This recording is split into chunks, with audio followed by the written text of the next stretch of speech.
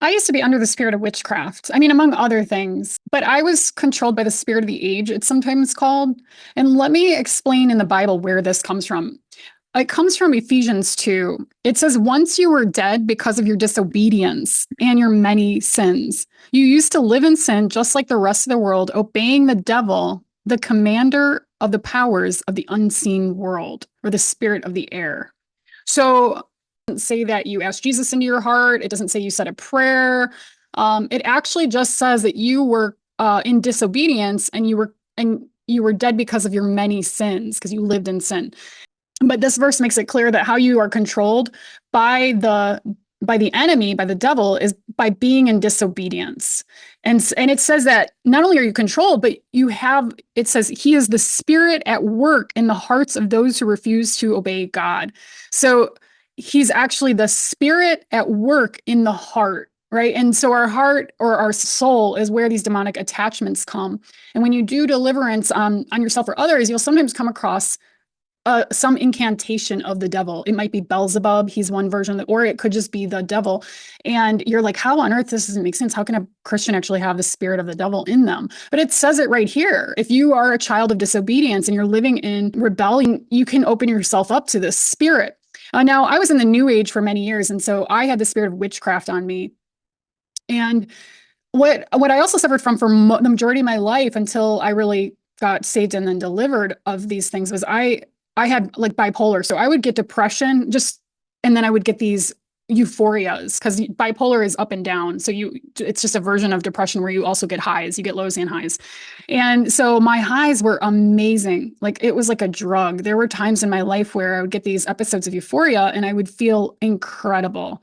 And so this I know now is from the spirit of witchcraft. So a lot of people think, oh, I'm under witchcraft. Well, it's going to make me feel bad. No, not necessarily. Witchcraft can also just make you feel really, really good. And it can keep you from wanting to surrender to the Lord because it helps you fall in love with the world. And so you'll see people who will go to great lengths to go to a concert to see their favorite musician play. And then they scream and they yell and they'll go paint their bodies and they go, just insanely. And they're so passionate. Well, a lot of times that's actually the spirit of witchcraft that they're under. And we know that a lot of these celebrities do incantations, are involved in witchcraft. And so it makes sense. You can be feeling amazing under the spirit of witchcraft. And it would really speak to my mind too, and kept me from believing the possibility of walking as a true believer. But that was demons operating in your mind. You would see Christians and you would look at them with a lot of hatred, or just pity them. I used to feel sorry for Christians because I thought they were just so stupid. And so, but really those are the demons that are running your mind. That's the devil. You're a child of the devil because you're walking in disobedience to God. And so you are under that spirit, and the spirit of the devil and the spirit of witchcraft, they hate God and they hate the children of God. And so that's why it took such drastic lengths of suffering for me to finally surrender fully over to God. Because I would get these euphorias where I was in love with the world. I was in love with, I loved music and I loved sex and all the rock and roll lifestyle, or the new age hippie lifestyle, And so it took me really, God allowing me to suffer quite a bit before I finally said, okay, I've tried everything. And the only thing that I haven't tried is really surrendering to Jesus fully. Because he'd come to me, in a vision. So I knew he was God. I had this crazy, wild experience where he showed up. And so intellectually that changed my mind, and I was like, oh man, he is the true God. But then I still lived like the rock and roll lifestyle for another like 10 years before I finally went, okay, yeah, I know he's God. He gave us this book. There's got to be a way for me to live it.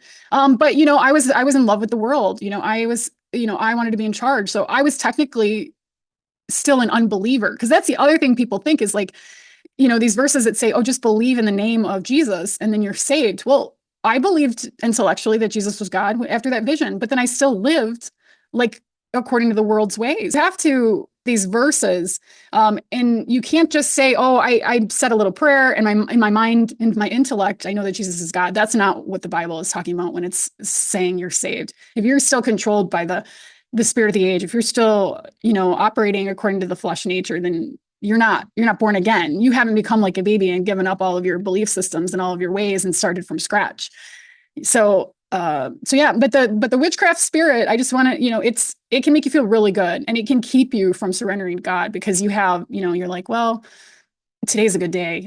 On the days I had euphoria, I would be feeling great, and then the devil would play games too, where he would try to make me think I was healed, because I would change my eating habits. And then for a while, oh, I think I solved this depression thing, or I would sleep better, or I would exercise more. And every day it was like something new. I read a self-help book, and like that, after that, that seemed to make a difference. And so that's the other thing. The demons don't want you to connect the truth of your full deliverance, the truth of the source where you'll actually be changed. You'll actually see drastic change in your life. So they keep you guessing by letting you try all these other alternative solutions. And that's what the new age is ultimately. You can actually feel like you're healed for a while living the new age lifestyle. Maybe if I just do more meditation, more yoga, all of this. But eventually, if you're a seeker of truth, and or someone's praying for you or something, then the Lord then will have the right to lift some of the blinders off of your eyes.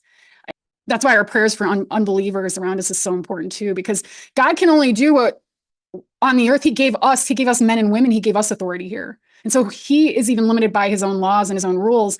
And so it's up to us to make sure that we're praying for those around us so that he can intervene in their lives. So, okay, well, I hope that helped. God bless. And I pray that you come to true, full surrender to God, because there's nothing like it for ultimate healing and truth. Have a good day.